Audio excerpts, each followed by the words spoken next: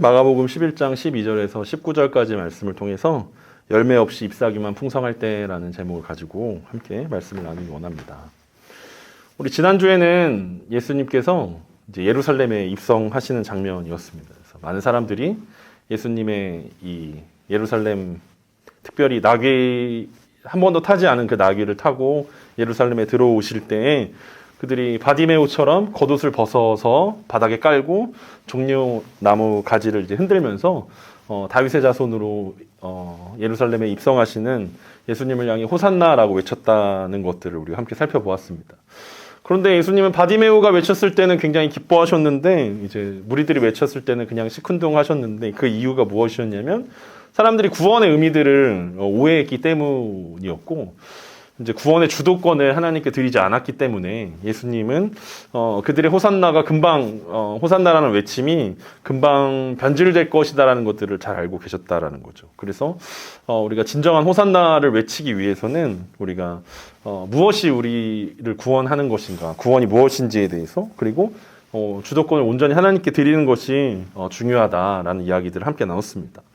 오늘은 이제 두 번째 날 어떤 일들이 일어났는지, 예루살렘 입성하시고 두 번째 날 어떤 일이 일어났었는지에 대해서 오늘 설명하는 부분들입니다. 예수님이 첫째 날 예루살렘에 입성하셨고 두 번째 날 어떤 일이 있었는지 우리 함께 보도록 하겠습니다. 오늘 보면 12절과 13절입니다. 이튿날 그들이 베다니에서 나왔을 때 예수께서 시장하신지라 멀리서 잎사귀 있는 한 무화과 나무를 보시고 혹 그 나무에 무엇이 있을까요? 가셨더니 가서 보신즉 잎사귀 외에 아무것도 없더라. 이는 무화과의 때가 아님이라. 예수님께서 예루살렘에 입성하시고 그 다음 날이 되었습니다. 이제 흔히 말하는 이제 고난주간의 첫날이 되었습니다. 우리는 뭐 사순절이라는 것들을 지키지 않지만 뭐 사순절을 지키는 또 교단들이 있습니다. 그리고 그분들이 이제 이미 이제 사순절 기간들을 보내고 있을 것이고, 그리고 고난주간이 이제 뭐 다음 달에 이제 오게 될 텐데, 고난주간을 보낼 때 사실 약간 우리는 약간 장례식장 같은 그런 느낌들이 뭐 교회적으로나 어떤 개인적으로 뭐 그런 느낌으로 우리가 고난주간을 보낼 때가 많이 있죠.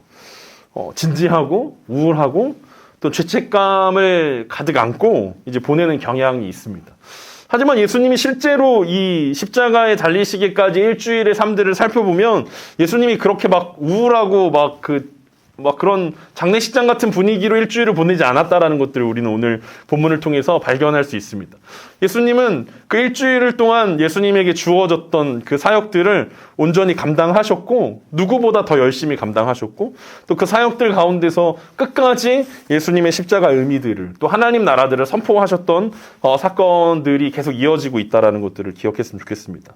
왜냐하면 그 일주일이라는 시간을 우리가 너무 우울하게 어떤 장례식과 같은 느낌으로 보내기에는 지난주에도 설명했지만 마가복음에 남은 부분들이 너무 많다라는 거예요. 그 일주일에 해당하는 부분들을 마가도 그렇고 마태도 그렇고 누가나 요한도 그렇고 굉장히 집중적으로 예수님의 일주일이 어땠는지를 보여주고 있는데 그게 계속 우울하고 막 슬프고 내 죄 때문이야 라고 이렇게 생각하면서 넘어가기에는 그것에 담겨져 있는 의미들이 굉장히 풍성하다라는 것도 우리가 기억해야 할 것입니다. 예수님은 베다니에 지난주에 예루살렘에 입성하셨다가 다시 베다니로 가셨다가 오늘 이제 베다니에서 나오셨습니다. 너무 이른 아침에 나오셔서 아침을 걸으셨는지 아니면 금세 배고파지셨는지 모르겠지만 예수님은 배가 고프셨습니다. 그리고 멀리서 잎사귀 있는 한 무화과 나무를 보시고 무화과 나무로 간식을 드시려고 했던 것 같습니다. 그리고 마가는 이렇게 각주를 달아놨는데 분명하게 그때가 무화과 나무의 때가 아니라고 각주를 달아 놓았습니다. 예수님은 혹 그 나무에 무엇이 있을까 생각해서 가까이 가셨다라고 오늘 기록하고 있습니다. 우리가 이 본문을 읽을 때 무화과 나무에 대한 이해가 우리 가운데 필요한데 무화과 나무는 3월쯤에 첫 열매가 맺힌다라고 이야기합니다. 그런데 그 3월에 맺히는 열매는 작년에 있었던 옛 가지에서 열리는 열매이기 때문에 어떤 상품 가치가 현저하게 떨어지고 맛도 그렇고 크기도 그렇고 작은 열매라고 이야기합니다. 그래서 그 첫 번째 나왔던 옛 가지에서 열렸던 그 무화과 나무가 한 2달 뒤에 떨어지고 난 다음에 새 가지에서 새로운 열매가 열리는 게 이게 진짜 무화과 나무라고 이야기할 수 있고 그것을 이제 사람들은 이제 우리가 먹고 하는 그런 무화과 나무인데 어쨌든 뭐 이때 당시에도 워낙 먹을 것이 없었기 때문에 지나가는 사람들이 그 첫 번째 열린 그 무화과 나무도 지나다니면서 간식거리로 많이 먹었다라고 이야기하고 있습니다. 그리고 또 한 가지는 첫 번째 열매가 잘 맺히지 않으면 그 해의 농사가 망했다라는 의미이기 때문에 첫 번째 열매가 많이 맺히면 맺힐수록 두 번째 열매도 많이 맺히게 된다라고 이해할 수 있을 것입니다. 어쨌든 마가는 그 이방인들이 이 무화과 나무를 잘 이해하지 못할까봐 친절하게 각주를 넣어준 거예요. 무화과 때가 아직 이르지 않았지만 예수님은 그 무화과를 먹으시기 원했다라는 거죠. 그리고 뭔가 먹을 게 있나 하고 무화과 나무로 가까이 나아가셨다라고 이야기합니다. 예수님은 열매 없는 무화과 나무를 향해서 이렇게 말씀하십니다. 14절입니다. 예수께서 나무에게 말씀하여 이르시되 이제부터 영원토록 사람이 내게서 열매를 따먹지 못하리라 하시니 제자들이 이를 듣더라.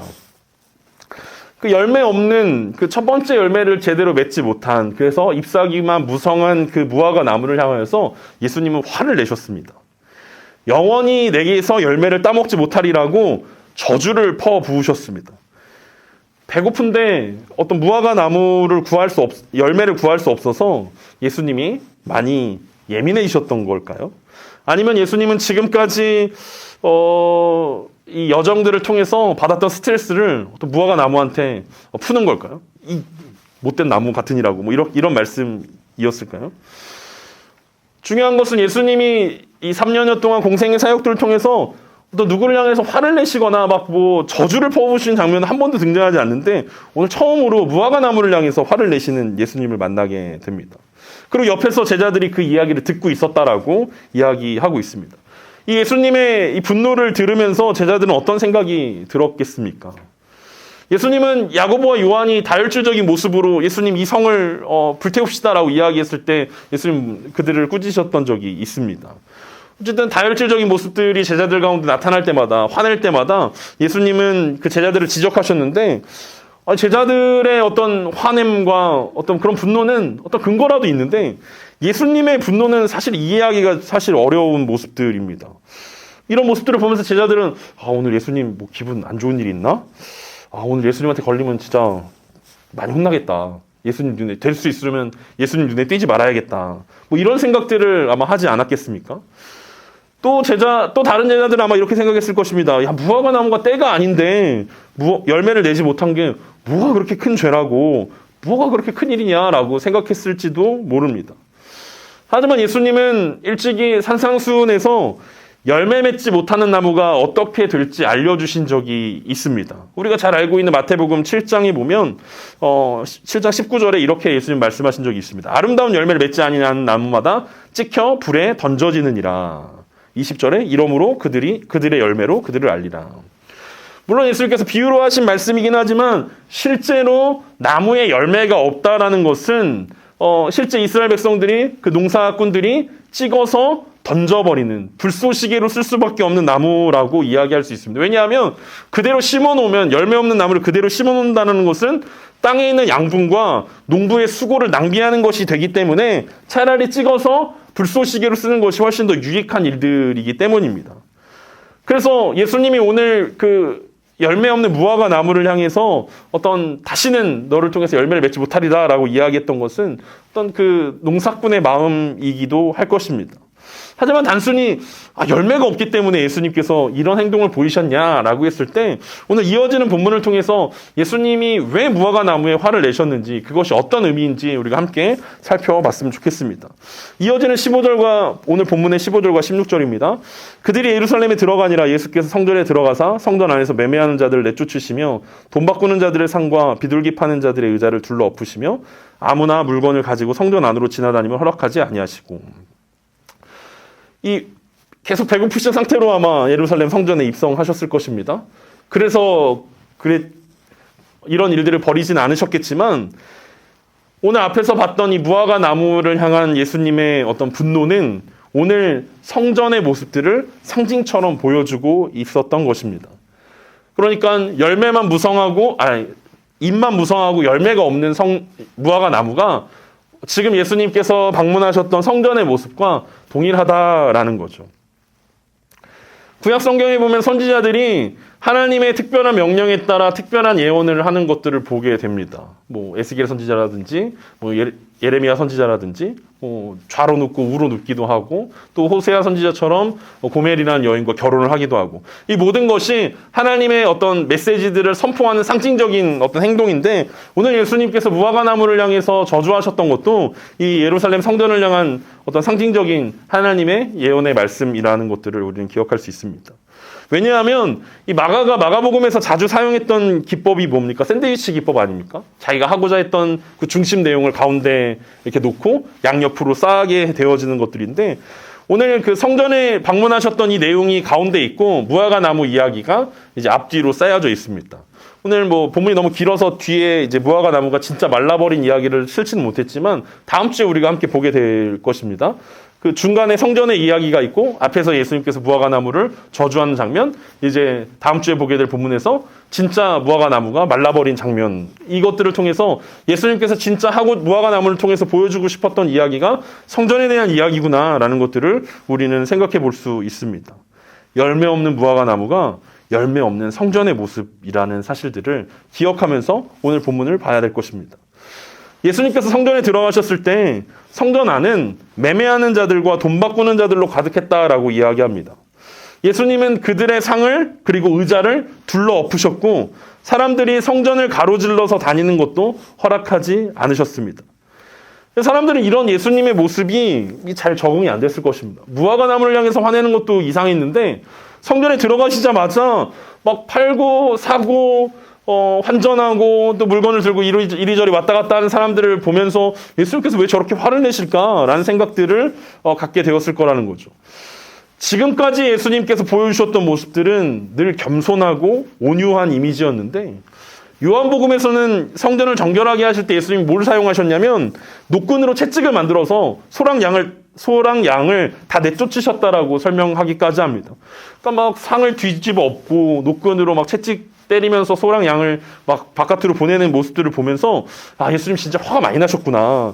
예수님이 정말 지금 이 성전을 향해서 너무너무 화가 많이 나셨구나라는 이런 모습들을 볼 수 있습니다. 그러면서 사람들은 대체 예수님이 누군데 성전에서 이렇게 이 성전의 이 모습들을 뭐라고 하는가라는 궁금증에 쌓이게 됐다라는 거죠. 도대체 예수님이 누군데 이런 일들을 하냐라는 궁금증이 들었을 거라는 거죠. 이 쫓김을 당하는 상인의 입장에서 한번 생각해 봅시다. 아니, 자기가 주인도 아니면서 왜 이 대제사장의 허락 아래서 이런 일들을 하고 있는데 자기가 대제사장도 아니면서 왜 우리를 내쫓는가라는 의구심이 들었을 거라는 거죠. 그리고 그 재물을 사러 온 사람들도, 환전하러 온 사람들도 마찬가지 아닙니까? 아니, 지금 여기서 이 물건을 구해야 되는데 예수님 당장 막 내쫓으라고 그러면 도대체 우리 재산을 어떻게 드리냐라는 어떤 이런 의구심이 그들 가운데 다가왔을 것입니다. 사실은 예수님은 불법이라고 이야기하지만 그들은 너무나 합법적인 일들이었고 대제사장으로부터 허락받은 일들이었기 때문에 이것을 예수님이 불법이라고 이야기하는 것을 도무지 이해할 수 없었다라는 것입니다. 이 무화과 나무의 이해가 필요한 것처럼 이 성전의 상황들도 우리가 좀 이해가 필요합니다. 우리가 요즘 그 레위기를 묵상하고 있지 않습니까? 이제 레위기에서 제사법에 대해서 예수님께서 하나님께서 말씀하시면서 굉장히 중요하게 생각했던 게 하나가 이스라엘 백성들 가운데 흠없는 제물로 제사를 드릴 것을 명령하십니다. 그런데 이 예루살렘 성전으로 사람들이 제물을 가지고 제사 드리러 오는 도중에 이 흠이 없는 제물을 가지고 예루살렘까지 이동한다는 것은 사실 쉽지 않은 일들입니다. 뭐 타고 올 수도 없고 뭐 이렇게 천천히 끌고 와야 되는데 또 오는 과정 가운데서 흠집이 날 수도 있고 또 흠집 없이 가지고 왔다 하더라도 제사장들이 봤을 때 흠이 없다라고 판정을 내려줘야 되는데 이 예루살렘에 있는 이 제사장들은 직접 끌고 온 제물은 흠이 없다라고 판정받기가 굉장히 어려웠다라는 거죠. 의도적으로 흠이 있다라고 판정을 해버렸다라는 것입니다. 그래서 그러면은 어떻게 하면 간편하게 우리가 제물을 가지고 예루살렘 성전까지 올 수 있을까를 생각해 봤을 때 이제 현지에서 조달하는 방법들을 생각했다라는 거죠. 그래서 지금 그 감람산과 성전산 사이에 이제 기드론 골짜기라는 곳이 있는데 그곳에 이제 시장이 생겼습니다. 멀리서 제물을 가져오기보다는 근처에서 제물을 사는 것이 더 편리할 기도 하고 제사장에게 빠른 그 승인을 받을 수 있기도 하고 하나님을 기쁘시게 하는 제물을 온전히 드린다라는 관점에서 이 방법이 좋겠다라고 이제 생각했다라는 거예요. 그래서 기드론 시내에서 이제 보통 사람들이 제물을 사서 이제 예루살렘 성전으로 올라오는 방법들을 이야기했는데 시간이 흐르고 지난주에 우리가 그 마카비 혁명에 대해서 우리가 잠깐 언급하지 않았습니까? 이 마카비 혁명 이후에 이제 일어났던 일이 뭐냐면 제사장직을 특별히 대제사장직을 돈으로 사고 파는 때가 이르렀습니다. 그러니까 예수님 기원전 60년경부터 대제사장직의 매매가 가능해졌다라는 거예요.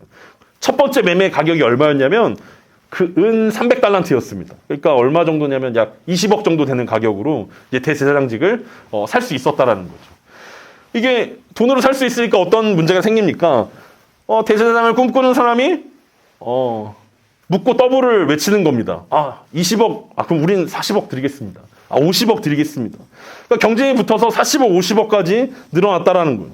그럼에도 불구하고 대제사장만 되면 그 금액을 회수하는 데는 어렵지 않았다라는 거죠.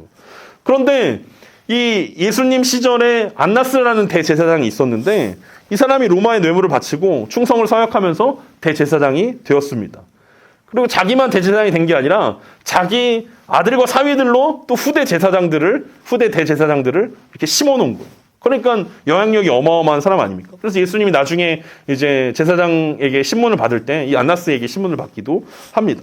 근데 중요한 것은 기드론 시내가에 시장이 있었음에도 불구하고 이 안나스라는 이 대제사장이 이 헤롯 성전을 증축할 때 아예 거기에 직영점을 만드는 거죠. 시장 직영점을 대제사장 직영 또 시장을 만들었습니다. 그래서 거기서 아예 성전 바로 옆에서 이방인의 뜰이라는 곳에 아예 장사를 차렸다라는 거죠. 시장을 만들었습니다. 그래서 그 시장의 별명이 뭐냐면 안나스의 시장입니다. 대제사장의 이름을 따 안나스의 시장이. 그러니까 예수님이 오늘 어디서 화를 내고 계시냐면 이 안나스의 시장에서 화를 내고 계십니다. 그러니까 엄청난 수익을 거둘 수 있었고 심지어 상인들뿐만 아니라 밑에 있는 제사장들, 이 밑에 제사장들, 대제사장이니까 밑에 제사장들 있을 거 아닙니까? 제사장들도 장사에 투입하는 거예요. 야, 니네 가서 장사하고 환전하고 이런 거 다 해라 라고 이야기했다라는 거예요. 완전히 황금알을 낳는 거위였습니다. 왜냐하면은 제사장이 흠이 있건 없건 제사장들은 그냥 이게 흠 없다라고 인정하면 되는 것이기 때문에 수익을 어마어마하게 거둘 수 있었다라는 거죠. 뿐만 아니라 출애굽기에 보면 하나님께서 모세에게 이스라엘 남자들은 매년 반세겔씩 성전세를 내라고 명령하셨습니다. 마태복음에 보면 예수님이 베드로한테 물고기 잡아서 한 세겔을 성전세로 네 거 내 거 해가지고 한 세겔 내라고 이야기하는 장면이 등장하기도 하는데, 근데 문제는 이제 성전세로 공인된 이 동전이 옛날에 두로 사람들이 쓰던 두로 세겔이라는 동전만 성전에서 받았다라는 거예요. 요즘 시대에 쓰는 동전이 아니라 로마 동전도 아니고 헬라 동전도 아니고 두로 세겔을 공식적으로 성전에서 받았다라는 거죠. 그래서 사람들이 성전세를 내기 위해서 1년에 한 번씩 와야 되는데 와서 동전을 내려면 이제 성전세를 내려면 환전을 해야 됐다라는 거예요. 이거는 앞에 재물보다 훨씬 더 효과적인 일 아닙니까? 뭐 우리나라로 치면 환치기 뭐 이런 거 아닙니까? 환율로 장사를 하는 거잖아요. 자기가 정하면 되는 거예요. 제 대사장이 야 오늘 수익은 10%로 한다 그러면 10% 먹고 동전을 바꿔주면 되는 거예요. 그리고 다시 또 환전을 하면서 다시 원래 돈으로 바꿔주면서 또 수익을 얻을 수 있는. 그러니까 대제사장이라는 이 직책이 어마어마한 부와 권력의 상징이 돼버렸다라는 거죠. 그러니까 이 대제사장이라는 사람과 그리고 그 밑에 제사장 그룹들 그리고 서기관들이 또 기득권층이 돼버렸다라고 이야기할 수 있습니다. 그러니까 예수님께서 지금 화를 내고 있는 대상 중에 하나는 대제사장과 서기관들이라는 거죠. 성전에서 온전히 예배드리지 못하고 있는, 그리고 온전히 성전의 기능들을 제대로 하고 있지 못한 이 성전을 향해서 예수님께서 분노하고 있다라는 것입니다. 이런 상황에서 예수님은 상인들과 성전에 모여있는 사람들을 향해서 화를 내셨던 이유를 이렇게 설명합니다. 17절입니다. 이에 가르쳐 이르시되 기록된 바 내 집은 만민이 기도하는 집이라 칭함을 받으리라 하지 아니하였느냐. 너희는 강도의 소굴을 만들었도다 하시매. 이사야 56장 7절에서 이는 내 집은 만민이 기도하는 집이라 일컬음이 될 것이다 라고 말씀하셨던 것을 예수님께서 인용하셨습니다. 예수님이 보기에 이 성전의 원래 기능은 기도하는 집이라고 이야기한다라는 거죠. 여러분, 성전의 원래 기능이 뭐였냐면 기도하는 집이라는 거예요. 다른 말로 이야기하면 기도를 통해서 하나님과 만나는 곳이 성전이었다라고 이야기할 수 있습니다. 그러니까 하나님과 사람이 만나는 장소로 하나님께서 성소와 지성소를 허락하셨고, 그곳에서 드려지는 제사를 통해서, 기도를 통해서, 예배를 통해서 하나님과 사람이 만나는 장소였는데 결국 그 핵심적인 기능이 빠져버렸다라는 거죠. 그리고 강도의 소굴이 되었다라고 이야기합니다. 엄밀히 말하면 예수님께서 화를 내신 장소는 이방인의 뜰이라는 곳이었습니다. 그러니까 이방인의 뜰을 지나면 어디가 나오냐면 여인의 뜰이 나오고, 여인의 뜰을 지나면 남성의 뜰이 나오고, 그 다음에 이제 성소가 나오고 지성소가 등장합니다. 그러니까 대제사장을 비롯한 이 서기관들이 생각하기에 거기는 좀 우리 마음대로 좀 써도 되지 않을까? 하나님이 임재하시는 성소와 지성소도 아닌데 그 정도까지는 뭐 이방인들이 왔다 갔다 하기도 하고 많은 사람들이 거기까지는 제지 없이 들어올 수 있기 때문에 뭐 거기는 우리가 이렇게 써도 되지 않을까라는 생각들을 했다라는 거죠. 그런데 문제는 뭡니까? 하나님을 섬기고자 하는 이방인들이 이곳에서 기도할 수 있는데, 그리고 거기서 말씀을 나누고 어떤 모임을 할 수 있는데, 대제사장과 성전의 타락으로 인해서 기도하는 곳이 아예 시장으로 바뀌게 된 것이라는 거죠. 여전히 이방인들은 물론 그 제사 드리는 그 지성소까지 들어갈 수는 없었지만, 그래도 하나님의 말씀을 기대하고 또 하나님을 만나기를 기대하는 모습으로 이곳 가운데 머물 수 있었는데, 이 대제사장과 이때 당시의 성전의 모습들이 결국 하나님을 만나는 모습들을 포기하게 됐다라고 이해할 수 있을 것입니다. 예수님은 강도의 소굴이라고 이야기하면서 예레미야 7장 11절을 인용하셨는데, 내 이름으로 일컬음을 받는 이 집이 너희 눈에는 도둑의 소굴로 보이느냐? 보라, 나 곧 내가 그것을 보았노라. 여호와의 말씀이니라. 이 예레미야 말씀을 인용하시면서 성전을 강도의 소굴이라고 부르십니다. 하나님은 거짓된 예배를 드리는 사람들을, 그리고 다른 사람들을 괴롭히면서 이 최대한의 수익을 얻고 있는 이 대제사장과 그 측근들을 이야기하면서 사람들을 이 등쳐먹는다라고 이야기하죠. 그런 도둑들이다, 강도들이다라고 이야기합니다. 그러니까 예루살렘의 원래 성전의 기능을 잃어버렸다라는 거죠. 더 이상 참된 예배도 없었고 하나님의 임재도 사라져 버렸다라는 것입니다. 예수님이 강도의 소굴이라고 말씀하셨을 때 그것은 단순히 강도를 의미하는 것이 아니었습니다. 왜냐하면 이때 당시에 강도라고 이야기하면 어떤 존재들이었냐면, 이 예수님 측근에 있었던 열심당원들처럼 로마의 전복을 꾀하면서 이스라엘의 독립을 꿈꾸는 사람들을 강도라고 이야기했습니다. 그러니까 로마의 입장에서는 그 사람들이 강도잖아요. 우리나라로 치면 독립운동가들이지만 어떤 그 점령군의 입장에서는 그 사람들이 강도들이었다라는 거죠. 그러니까 예수님께서 왜 강도의 소굴이라고 이야기했냐면, 그 참된 예배를 잃어버린 그 유대인들이 하나님 나라를 허무는 강도라는 뜻으로 강도의 소굴이라고 이야기했다는 것입니다. 그러니까 이게 이중적인 의미라고 볼 수 있습니다. 그러니까 좀 아이러니하죠. 그러니까 제사장들은 로마를 맹신했습니다. 그러니까 로마랑 어떤 지위를 주고받았기 때문에, 돈으로 그 제사장직을 샀기 때문에 로마가 영원하길 바랬다라는 거죠. 그리고 로마를 통해서 이 체제가 계속해서 유지되기를 원했고 하나님의 나라랑은 전혀 상관없는 삶들을 살았다라는 거죠. 그런데 반대로 하나님 나라 입장에서는 그 대제사장을 비롯한 그 측근들은 강도들이라는 거예요. 하나님 나라를 무너뜨리려고 그곳에 있는 것이고, 그들을 통해서 하나님 나라의 인도함을 받기보다는 방해꾼들이 더 많이 생겨버리는 일들이 일어났다라는 거죠. 그래서 예수님은 그들을 향해서 강도의 소굴이다라고 말씀하신 것입니다. 그런 강도 같은 사람들이 예수님의 이야기를 들으니까 화가 났겠습니까? 안 났겠습니까?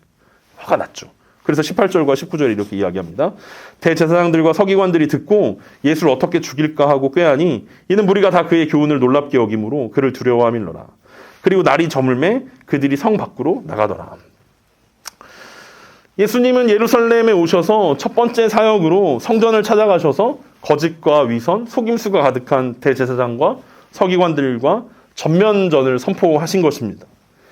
기존 유대 공동체와의 기득권이었던 대제사장들과 서기관들, 이 사람들이 누구냐면 사내들인 공회라고 부르는 사람들입니다. 그 사람들을 예수님은 강도라고 비유하셨습니다. 그러니까 당연히 예수님을 향해서 우호적인 마음이 들 리가 없지 않습니까? 이미 예수님이 갈릴리에 있을 때부터 이 사람들을 보내서 어떻게 하면 예수님을 무너뜨릴까? 어떻게 하면 예수님의 어떤 명성에 금이 가게 할까? 어떻게 하면 사람들이 예수님을 제대로 쫓지 못하게 할까? 막 이런 생각들을 했던 사람들인데 이제 예루살렘에 오신 예수님께서 전면적으로 이야기하시는 것입니다. 니네는 강도다. 니네는 하나님을 알지 못한다. 니네는 지금 하나님 나라를 세우기보다는 니네 나라를 세우고 있다라고 말씀하고 있다라는 거죠. 그래서 그들이 선택한 건 무엇입니까? 예수님을 죽이기로 결정합니다. 그런데 섣불리 움직일 수가 없었습니다. 왜냐하면 예수님의 교훈이 사람들의 마음을 울렸기 때문입니다. 사람들도 이 대제사장과 이 지금 예루살렘 성전의 시스템이 자신들을 굉장히 힘들게 하고 어렵게 한다는 것들을 잘 알고 있었다라는 거예요. 이 요한복음에 보면 이제 비둘기를 예수님께 내쫓았다라고 이야기하고 있는데 비둘기는 얼마나 저렴한 거 아닙니까? 가난한 사람들을 위해서 예수님 그 레위기에 보면 가난한 사람들이 제사를 드릴 수 있도록 하나님께서 허용하신 물건이 비둘기인데 소와 양과 염소로 제사를 못 드리는 사람들을 위해서 비둘기를 허락하셨는데 그 비둘기마저도 이 안나스의 시장에서는 비싸게 팔렸다라는 거죠. 가난한 사람들이 하나님께 예배를 드리고 왔을 때조차 그들은 비싼 값을 지불해야만 말도 안 되는 가격으로 비둘기를 사야만 하나님께 예배를 드릴 수 있는, 제사를 드릴 수 있는 그런 상황 가운데 있었다는 것입니다. 그래서 예수님이 마태복음 11장 28절에서 유명한 말씀 우리 가운데 전달하지 않으셨습니까? 그 말씀 무엇입니까? 수고하고 무거운 짐진 자들아 다 내게로 오라 내가 너희를 쉬게 하리라. 나는 마음이 온유하고 겸손하니 나의 멍에를 메고 내게 배우라. 그리하면 너희 마음이 쉼을 얻으리니 이는 내 멍에는 쉽고 내 짐은 가벼움이라. 우리가 좋아하는 말씀인데 이 말씀이 왜 나오게 된 것입니까? 성전을 지배하고 있던 대제사장들의 악행 때문에 수고하고 무거운 짐이 유대인들에게 생겼다라는 거죠. 바리새인들이 율법을 해석하고 그 말씀을 지켜야만 구원에 이를 수 있다라고 이야기하는 통에 그들이 너무나 수고스럽고 너무나 어렵게 그리고 무엇보다도 아무런 열매 없는 그런 신앙생활들을 할 수밖에 없는 그들을 향해서 예수님은 수고하고 무거운 짐진 자들이라고 이야기합니다. 지금 대제사장들의 압제 가운데 서기관들과 바리새인들의 어떤 어려움 가운데 있는 그 율법 가운데 엉배어 있는 이스라엘 백성들을 향하여서 수고하고 무거운 짐진 자들아 다 내게로 오라. 비싼 값 주고 제사를 드려야만 하는 그 상황 가운데서 하나님의 임재가 없는 제사 가운데 머물러 있는 이스라엘 백성들을 향하여서 내게로 오라. 내가 너희를 쉬게 하리라 라고 말씀하시는 예수님을 그들이 경험할 수 있었다라는 거죠. 그래서 사람들이 예수님의 가르침을 듣고 놀랬고 예수님을 더 따르게 됐다라고 이야기합니다. 그러니까 강도라고 이야기 들었던 이 대제사장과 서기관들이 예수님을 죽이고 싶었지만 지금 당장 죽일 수 없었습니다. 그리고 이 첫째 날 예수님의 이 성전을 정결하게 했던 이 사역들을 마치고 예수님 성 밖으로 나가시면서 오늘 이야기가 끝이 나게 됩니다. 예수님이 이렇게 첫째 날 사역을 잘 마치셨습니다.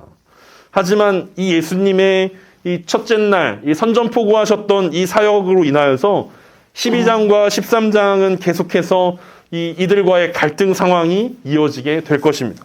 예수님은 이 십자가에 달리기 일주일이라는 이 시간 속에서 예수님은 이제 끊임없이 대제사장과 서기관들과 충돌할 수밖에 없는 그리고 부딪힐 수밖에 없는 상황들이 오늘 이 성전을 정결하게 했던 사건을 통해서 이어지고 있었다라는 거죠. 오늘의 이 무화과 나무와 성전을 정결하게 했던 이 사건을 보면서 우리는 어떤 교훈을 얻어야 합니까? 열매 없이 잎만 무성한 무화과 나무는 오늘 예수님께서 성전과 거기서 일했던 대제사장 그리고 크게는 유대인들을 예수님을 의미하면서 무화과 나무를 꾸짖었다라는 것들을 우리는 기억할 수 있습니다. 그런데 오늘 그 이야기가 우리의 이야기라면 만약 예수님께서 우리 인생 가운데 찾아오셔서 어떤 열매를 구하신다면 우리는 뭐라고 이야기해야겠습니까? 혹시 우리 인생의 열매가 아니라 우리도 잎사귀만 무성한 그런 존재로 살아가고 있다면 우리는 예수님께 어떤 꾸지람 혹은 어떤 이야기를 듣게 되겠습니까? 2000년 전에 이 예수님의 이야기는 단순히 그때 당시의 성전의 상황들과 대제사장들과 서기관들 그리고 유대인들을 향한 분노로 끝난 것이 아니라 여전히 오늘을 살아가고 있는 우리에게도 동일한 이야기가 될 것입니다. 우리의 신앙생활이 종교생활이 되어지면 나타나는 현상 중에 하나가 잎사귀일 것입니다. 그러니까 예수님께서 성전을 향해서 뭐라 하셨던 장면은 무엇이었냐면 성전에서 끊임없이 제사가 드려졌다라는 거죠. 끊임없이 수도 없이 많은 하나님을 향기롭게 하는 그 향기들이 하나님께 올려드려졌지만 하나님은 한 번도 기뻐하지 않으셨다는, 하나도 기뻐하지 않았다는 거죠. 그리고 하나님은 그 성전에 임재하시지도 않았다는 거죠. 하나님은 그 제사에 동참하지도 않았다는 거죠. 그게 잎사귀라는 것입니다. 하나님이 빠져있는 제사, 하나님이 빠져있는 성전의 모습은 그냥 잎사귀만 무성한 거예요. 얼마나 무성했냐면 끊임없이 제사가 드려졌고 끊임없이 그 성전 안에 뜰에서 매매가 이루어졌고 사람들은 끊임없이 찾아와서 소를 사고 양을 사고 염소를 사고 비둘기를 사서 하나님께 끊임없이 제사를 드렸다라는 거죠. 그렇지만 그곳에 핵심인 하나님과의 만남이 없고 하나님과 임재가 빠져버리니까 그것은 열매 없는 무화과 나무처럼 보여지게 됐다라는 거죠. 우리의 신앙생활도 마찬가지일 수 있습니다. 우리의 신앙생활도 어떤 종교적인 열심과 종교적인 의무감으로 여러 가지 것들을 많이 할 수 있어요. 예배를 많이 드릴 수도 있고 사역을 많이 할 수도 있고 신방을 많이 할 수도 있고 여러 사람들과 교제하면서 이것이 하나님 나라고 이것이 하나님께서 꿈꾸시는 거야 라고 우리는 포장할 수 있습니다. 그러면서 우리는 꽤 괜찮은 그리스도인이라고 사람들과 자신에게 그렇게 각인시킬 수 있습니다. 잎사귀가 있으니까, 무성한 잎사귀가 있으니까 없는 것보다 낫지 않냐라고 우리는 그렇게 위로하고 그렇게 우리는 잎사귀를 추구할 수 있다라는 거죠. 그런데 여러분, 예수님께서 무화과나무를 마르게 하셨고 성전이 망하게 될 거라고 얘기했는데 그 말씀은 이제 기원 후 70년, AD 70년에 실제로 이루어지게 됩니다. 성전은 망하게 돼버립니다. 그리고 성전이 망하면서 대제사장들을 비롯한 제사장들도 더 이상 필요하지 않는 시대가 열리게 됩니다. 세상적인 방법으로 자신들의 지위를 연장하고 이것이 영원할 것만 같았고 이 방법이라면 끊임없이 계속해서 수익을 창출하고 종교적인 어떤 명예도 얻고 경제적인 이득도 얻을 수 있는 방법이라고 생각했던 그 방법이 결국은 예수님의 말씀처럼 사라지게 된다라는 거죠. 왜냐하면 그 안에 열매가 없었기 때문입니다. 이 코로나가 터지면서 대부분의 교회들의 사역들과 만남들이 멈췄습니다. 그 모든 것을 빼고 나니까 이제 실제적인 것들이 보이게 됩니다. 그러니까 나뭇잎으로 가려져 있었는데 그 나뭇잎들을 제하고 보니까 이제 보인다라는 거죠. 끊임없이 우리를 바쁘게 했던 것들이 열매가 아니라 잎사귀였다라는 것들을 우리는 기억하게 됩니다. 예배가 중요한 이유는 예배를 통해서 삶이 바뀌게 되고 삶 속에서 예배가 이루어지게 되어지고 하나님의 임재를 통해서 계속해서 이어지는 하나님과의 교제와 하나님과의 만남 때문이었는데 우리는 그냥 예배만 많이 드렸다라는 거죠. 예배만 많이 드렸고 그게 잎사귀가 많으니까 괜찮지 않냐? 라고 생각했다라는 거죠. 오늘 예수님께서 그 제사장들에게도 뭐라 했지만 예수님께서 성전을 정결하게 하시면서 예수님은 사는 사람들을 향하여서도 분노하십니다. 그러니까 판매하는 상인들에게만 분노한 게 아니라 그것을 사고 있는 사람들에게도 분노하셨다는 거예요. 왜냐하면 그들은 그 재물을 사고 제사를 드리는 것만으로 충분하다고 생각했다는 거죠. 그곳에 하나님이 임재하던 안 하던 그 재물을 하나님 받으시건 안 받으시건 난 할 도리를 다 했다. 이 정도면 충분한 거 아니냐. 예루살렘에 올라오지도 않는 수많은 사람들이 있는데 난 예루살렘에 올라왔고 내가 이 비싼 돈 주고 재물을 샀고 내 제사도 드렸는데 그 정도면 충분하지 않냐라고 이야기하는 그 구매자들을 향하여서도 예수님은 분노하십니다. 우리가 예배를 중요하게 생각하는 이유는 그 예배 가운데 하나님의 임재가 있기 때문입니다. 공동체와 교제가 중요한 이유는 그곳에 회복과 치유가 일어나고 세상 가운데 다시 파송하게 되기 때문입니다. 하지만 잎사귀만 추구하는 예배라면, 잎사귀만 추구하는 교제와 잎사귀만 추구하는 공동체라면 열매 없는 무성한 나뭇잎과 같은 그런 것들에 불과하다라는 사실들을 기억해야 합니다. 양육과 사역이 영혼을 구원하는 열매를 위함이 아니라 교회의 풍성함을 위한 것이라면 그것은 잎사귀 사역이 될 것이다라고 이야기하고 있습니다. 예수님은 요한복음 15장 4절에서 우리 가운데 이렇게 말씀하십니다. 내 안에 거하라 나도 너희 안에 거하리라. 가지가 포도나무에 붙어있지 아니하면 스스로 열매를 맺을 수 없음 같이 너희도 내 안에 있지 아니하면 그러하리라. 오늘 이 무화과 나무와 어떤 성전의 이야기들을 통해서 우리가 기억해야 되는 것은 어쩌면 우리의 신앙생활이 이스라엘 백성들이 지적당했던 예수님 분노하셨던 그런 모습일 수 있다라는 것입니다. 하지만 예수님은 우리 가운데 요한복음을 통해서 한 가지 힌트를 남겨주셨는데 그것은 스스로 열매 맺으려고 하는 노력으로는 열매 맺는 것이 불가능하다라는 것입니다. 그러니까 스스로 열심히 노력하는 것은 잎사귀를 풍성하게 할 수는 있지만 뭔가 그럴듯하게 보여질 수는 있지만 꽤 괜찮은 사람인가 보다, 열심히 신앙생활하는 사람인가 보다라고 그렇게 보여지는 것은 가능하지만 열매 맺는 것은 불가능하다라는 것입니다. 왜냐하면 포도나무 대신 예수 그리스도께 붙어 있어야만 열매 맺는 것이 가능하다라고 이야기하고 있습니다. 예루살렘 성전은 결국 무너졌고 예수님이라는 성전이 세워졌습니다. 그리고 예수님이라는 성전은 예수님이 성전이면서 머릿돌이 되시면서 대제사장으로 그곳에 계시면서 우리와 함께 성전으로 지어져 가기를 원하십니다. 그리고 그것이 열매 맺는 삶과 신앙생활의 비밀이라고 말씀하십니다. 그러니까 예수님이 왜 자기에게 붙어 있으라고 이야기했냐면 예수님이 성전 되시기 때문에 예수님이 십자가에서 피 흘려 죽으시면서 자신 스스로가 하나님과 우리가 만나는 그 성전의 기능을 회복하셨고 그곳으로 우리를 초청하셨기 때문에 그것을 통해서 우리가 예수님께 붙어 있으면 예수님의 머릿돌에 우리가 붙어 있게 되어지면 우리도 함께 성전이 되어서 함께 지어져 가고 함께 성장하게 되고 함께 열매를 맺을 것이다라는 것이 요한복음을 통해서 예수님 안에 거하라고 말씀하시는 그 말씀의 어떤 비밀일 것입니다.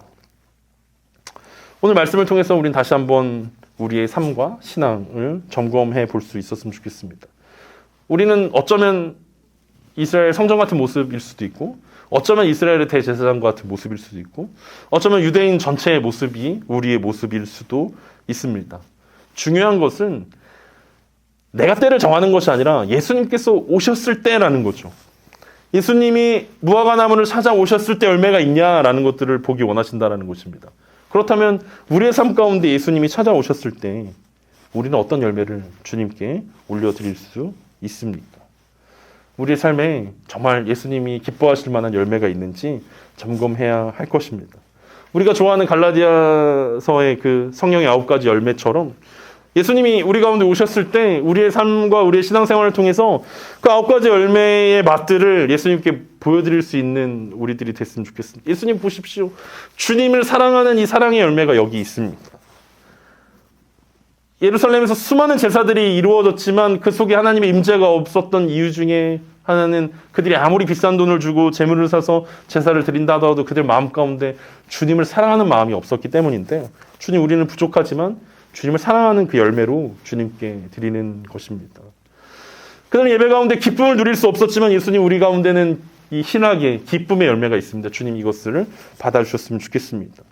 우리 안에 화평과 오래 참음의 열매들 그리고 자비와 양성과 충성과 온유와 절제의 열매들을 주님께 올려드려서 주님 제가 잎사귀만 풍성한 어떤 형식적이고 어떤 습관적이고 억지로 하고 인색하게 주님께 올려드리는 것이 아니라 주님이 우리 가운데 열매를 달라라고 말씀하실 때 우리의 잎사귀를 보고 우리 가운데 찾아오셨을 때 예수님 우리 안에 주님께 드릴 열매들이 많이 있습니다. 이 열매를 받아주십시오 라고 이야기할 수 있는 그래서 그냥 어쩔 수 없이 신앙생활을 하는 것이 아니라 기쁨과 사랑이 넘치고 소망과 기대가 넘치고 무엇보다도 이 성전의 원래의 기능 하나님과 우리가 만나는 그 하나님의 임재가 회복되어지는 그런 신앙생활이 우리의 신앙생활이 되어질 수 있기를 간절히 소망합니다.